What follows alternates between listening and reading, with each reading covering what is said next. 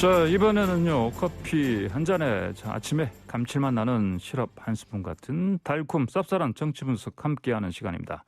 여의도 시럽자들 함께할 두 분 소개해드립니다. 먼저 박수현 전 청와대 대변인, 안녕하십니까? 네, 안녕하세요. 박수현입니다. 네, 그다음에 김연아 국민의힘 비대위원, 안녕하십니까? 네, 안녕하십니까. 김연아입니다. 오늘 날씨가 좀 많이 흐리네요. 저도 보니까 좀 흐리네요. 비가 온다더니 비가 네네. 좀 내리는 것 같고요. 자, 먼저 저 얘기 좀 해보시죠. 이매숙, 박준영, 노형욱 새 장관 후보자 지금 여야 입장이 다른데 어제 보니까 고위당정청 협의했고요. 보니까 뭐 언론에서는 자꾸 낙마 가능성 한 명이라도 하지 않겠냐 이런 전망을 하고 있고. 먼저 박수현 전 대변인님. 네. 어떻게 보십니까? 예. 원래 인사라는 것이 이제 어려워진 정국을 돌파하는 그런 최신용어로도 쓰이고 여러 가지 의미를 가지고 있는데 이번 인사는 사실 4.7 재보궐선거 이후에 나타난 그런 어떤 민심 이런 것들을 적극 수용하면서 정국을 정면 돌파해가면서 쇄신 의지를 다지는 그런 측면이 있었지 않습니까? 그런데 그런 어떤 기대에 비하면 여러 가지 이제 걱정거리가 많아진 좀 다소 마음이 무거운 그런 국면으로 청문회 이후에 접어들은 것 같고요. 그다음에 어제 이제 당정청 협의회를 했을 텐데 아마 거기에서 언론에 알려지기로는 논의는 없었다 이야기하지만 아마 송영길 대표 체제의 새로운 지도부가 당이 들은 국민의 민심을 들은 그대로 아마 청와대에 전달하는 그런 자리가 되지 않았을까 이런 생각이 들고 저도 역대 청문회 중에서 좀 여러 가지 여건을 생각하면 낙마할 수준은 아니다 그러지만 그것은 낙마할 수준은 저희가 정하는 것이 아니고 결과적으로는 국민의 눈높이가 정하는 것 아니겠습니까? 그런 측면으로 오늘 청문보도 채택 이제 국회의 시간이 마지막 날인데요. 오늘 이제 어떤 결론들이 날지 저도 좀 주의 깊게 지켜보고 있습니다. 알겠습니다. 네, 김연아 의원님 어떤 의견이십니까? 예. 이전까지도 문재인 정부 인사청문회에서 많이 실망한 국민들이 계시기 때문에 이번에 나온 여러 가지 부적절한 사항에 대해서 또 일부는 포기, 또 일부는 여전히 분노를 멈추지 않으셨던 청문회인 것 같습니다. 그럼에도 불구하고 여태까지 많은 흠결 있는 사람들이 통과를 했다고 이번에도 그냥 넘어간다. 저는 이건 아니라고 보고 있고요. 특히 민주당 지도부가 이번 청문회를 두고 또 수적으로 다수를 점하고 있음에도 불구하고 청문보고서 채택을 밀어붙이지 못하는 이유는 역시 지난 4.7 재보궐선거에서 국민들이 보여주셨던 민심을 어느 정도 의식하고 있는 것으로 보고 있습니다. 김연아 의원님. 네, 인사청문회 이번에 저는 많이 국민들 눈높이에 부족하다고 생각합니다. 그러나 지난 29번의 민주당의 단독 처리 때문에 이번에도 그냥 넘어간다고 생각하면 저는 오산이라고 생각을 하고 있고요. 특히 민주당 지도부가 좀 고민을 하시는 이유, 4.7 재보궐선거에서 보여줬던 국민의 민심을 의식한 거라고 생각이 됩니다. 물론 임기가 한 1년 남짓한 문재인 정부 마지막 장관들이기 때문에 나서는 사람들이 적고 또 적임자를 찾는데 어려움이 있을 수는 있습니다만 어쨌든 문재인 대통령께서 집권 초기에 얘기하셨던 인사 7원칙이 하나도 지켜지고 있지 못한 상황에서 청와대에 어떤 변명도 또 어떤 반성도 없는 상태에서 이번에 부적격으로 판명된 3명의 인사를 밀어붙인다면 저는 국민의 민심은 굉장히 분노할 것이라고 생각이 되고 야당은 그 지점을 지적하고 있다고 말씀드리겠습니다. 저희 지금 YTN 홍보실 출발새 아침 박수현 전 청와대 대변인 그리고 김연아 국민의힘 비대위원과 함께 여의도 시럽자들 진행하고 있는데요. 잠시 전에 전화 연결선택과 고르지 못해서 이 부분 관련해서 청취자 여러분께 사과 말씀드리겠습니다. 자, 다음으로요. 자, 김부겸 총리 후보자 인사청문회에서 라인펀드 특혜 의혹이 최대 쟁점이었는데, 특혜인지를 두고 여야 설전이 오갔습니다. 후보자는 아니다 이런 입장을 강조했고요. 자, 먼저 김연아 의원님 어떻게 보셨습니까? 네, 후보자는 따님의 일이라고 또 사위가 경제 주체라고 본인은 모르신다고 얘기는 했지만 라인펀드는 이미 사회적으로 많이 물의를 일으켰던 일종의 금융사건이고요. 또 거기에 사위와 손주와 딸이 사실은 굉장히 소수만 받을 수 있는 특혜 조건으로 그 펀드를 구입한 것은 부인할 수 없는 사실인 것 같습니다. 저는 이게 지금 이 정권의 여러 가지 펀드와 관련된 게이트라고 오심받을 상황과 연계되어 있다고 보고 있고, 그런 측면에서 후보자가 모르는 것으로만 답변하기에는 조금 아쉬움이 있었던 내용이었다고 생각이 됩니다. 뭐 어쨌든 본인이 이런 부적절한 펀드에 또 가족이 연루된 거에 대해서는 사과하시는 게 맞다고 보고 있고요. 조속히 라임 펀드와 관련된 정치권의 인사들의 수사가 좀 조속히 이루어졌으면 좋겠다는 생각을 합니다. 뭐 이미 행안부 장관 청문회를 통해서 대다수의 의혹들을 좀 야당도 인정하고 지나간 측면이 있긴 한데요. 어쨌든 장관이 아니라 국무총리이시기 때문에 이제는 더 좀 촘촘하고 엄격한 잣대로 그 자격을 요구하는 게 아닌가라는 생각이 듭니다. 예, 그렇군요. 이제 뭐 김 후보자 이제 인사청문회 절차 보면 이제 임명 동의안 심사 보고서 채택해야 되고 국회 인준제 남아 있는데, 자 박수현 위원장님께서는 어떻게 좀 잘 통과되겠습니까, 보시기에? 예, 뭐 무난하게 통과를 되리라 생각하고요. 김부겸 총리 후보자에 대해서 이 라임 사태 의혹을 무리하게 연결시키는 야당은 아마 의도가 있을 겁니다.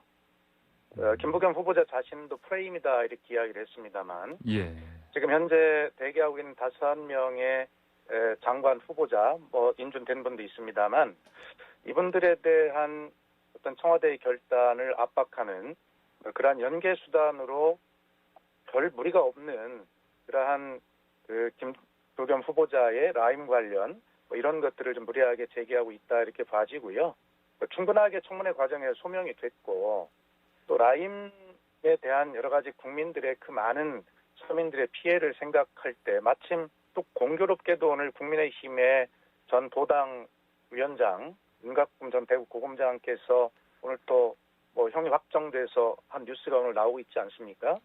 국민의힘이 이 문제에 대해서 자유로울 수 없는데도 김부겸 후보자 관련이 없는 이 문제를 계속 물고 들어지는 것은 김부겸 후보자 본인에 대한 문제이기보다는 앞선 장관 후보자들에 대한 어떤 압박 뭐 이런 것들이 크고, 그것을 압박하기 위해서 김부겸 후보자에 대한 프레임을 만들고 있는 것이다. 본질이 아니다 이렇게 말씀드리겠습니다. 예, 알겠습니다. 자, 이번엔 민주당 지금 내부 좀 보죠. 그 전재수 의원이 경선 연기는 저번에 꺼냈는데, 당내 분위기 좀 어떻습니까? 경선 연기에 대한 지금 뭐 이거 반대하는 분들 보니까 많고요.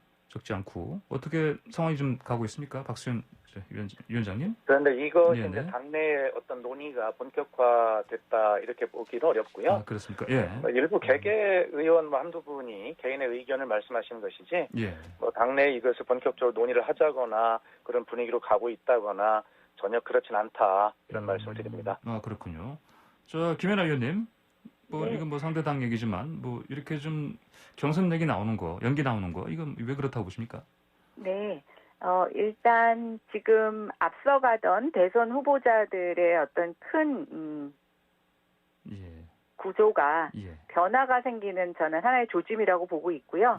뭔가 지금 앞서 있는 후보에 비해서 후발적으로 시작하는 후보들에게 조금 더 시간을 벌어주는 게 유리하지 않겠냐라고 하는 그 당내 일부 의원들의 의견이 반영되는 거라고 보고 있습니다.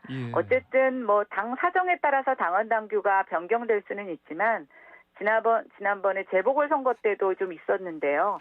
어떤 상황 변화에 따라서 너무 당원 당규가 자주 바뀌고 경선의 룰이 바뀌는 것은 이제 국민들의 입장에서는 별로 바람직해 보이지는 않습니다만, 어쨌든 민주당 내에서의 대선 경선 구도가 이제부터 본격화되고 좀 앞으로도 예측 불가능한 엎치락뒤치락이 있을 것 같다라고 하는 예측을 해봅니다. 박소연 위원장님, 만약에 뭐 혹시나 이게 경선 연기론이 좀 더 논의가 된다면 혹시나 당원 당규 뭐 이게 고치는 거 이거 가능성도 있어 보입니까? 어떻게 보십니까? 이걸 당원 당규 문제가 뭐 전당원 투표나 이렇게 할 문제는 아니고요. 이 문제는 그 당무위원들 의결로 할 수 있는 문제입니다. 어떤 그 당내 계파의 문제가 아니라요. 이건 국민의힘과 연계가 돼 있어요. 지난 4.7 재보궐선거 때 다 아셨습니다만 저희는 후보를 선출해 놓고 막연하게 이제 국민의힘의 그 야권 단일화 모습을 지켜보면서 사실은 선거의 여러 가지 공학적 주도권을 저희가 뺏겼다라고 하는 그런 측면이 있는 것 아니겠습니까? 이번에도 저희가 선거 180일 전인 9월 9일까지 후보를 미리 선출해 놓고 나면 이제 그때부터 야권은 지난 4.7에서 어떤 좀 속된 얘기로 재미를 좀 보았지 않습니까? 그렇기 때문에 단일화 논의를 또 제3지대의 단일화 논의 굉장히 지난하면서도 길게 갈 건데 거기에 어떤 온통 대선의 선거의 어떤 프레임을 다 거기에 뺏길 우려가 있기 때문에 저희 그런 어떤 전체의 판세 때문에 그런 것이지 당내의 어떤 뭐 개파의 문제나 이런 것들 때문이다라고 전혀 관계가 없기 때문에 문제는 전략적으로 대선 승리를 위해서 아마 고민하는 분들이 생겨나고 있는 것 같습니다. 예, 알겠습니다. 자, 이번에는요, 그 여야 지도부가 나란히 광주 찾았습니다. 이제 5.18 민주묘지 묘역도 참배를 했고요. 자, 민주당은 광주정신 계승, 국민의힘은 이제 희생자 유족 사죄했고요. 자, 어떻습니까? 김현애 의원님. 이런 모습 바람직한 겁니까? 네, 저는 이제 앞으로 이런 모습이 계속 이어졌으면 좋겠다는 생각이 듭니다. 역사적인 아픔, 또 그런 사건들에 대해서 정파나 여야의 입장이 다르다라고 하는 것은 저는 있을 수 없는 일이라고 생각하고요. 그동안 우리가 잘못해왔던 거라고 생각이 됩니다. 5월에 5.18 민주묘역에 가서 여야 정치인들이 참배 드리는 것과 마찬가지로 우리가 서해 사건이나 또 여러 가지 군 관련된 사고에 있어서도 조금 민주당 지도부의 적극적인 참여 이런 것들이 계속 이어진다면 정치권이 우리가 역사의 상처를 보듬고 새로운 길로 만드는데 굉장히 중요한 전환점이 될 거라고 생각이 돼서 저는 모두 다 환영합니다. 오늘 또 국민의힘 초선 의원들도 간다고 했는데 보니까요? 네, 오늘 초선 의원들이 또 추가로 방문하시는 걸로 알고 있습니다. 예, 알겠습니다. 박수현 위원장님, 이렇게 네. 국민의힘 보니까 초선 의원들도 오늘 간다고 하고 이런 이제 계속적인 흐름 어떻게? 당연히 가야 되고요. 저희가 역사와의 화해를 당연히 해야 될 문제 아닙니까? 그리고 과거사를 바르게 정리하는 토대 위에서 미래로 나아갈 수 있는 것인데요. 국민의힘이 과거에 집권했던 시절에 군사 독재 시절 등을 포함해서 어떤 국가 권력을 동원해서 국민에게 폭력을 행사했던 이런 문제는 있을 수가 없는 문제입니다. 어떤 진상 규명에 협조하고 책임자 처벌에 협조하고 그리고 다시는 이런 것이 일어나지 않도록 하는 제발 약속을 하는 그런 측면에서 그런 어떤 과거의 잘못을 저질렀던 국민의 힘이 그런 것을 지속적으로 사과하고 사죄하고 반성하고 다시 이렇게 하지 않겠다는 약속을 하는 측면에서 이제 출발이라고 생각합니다.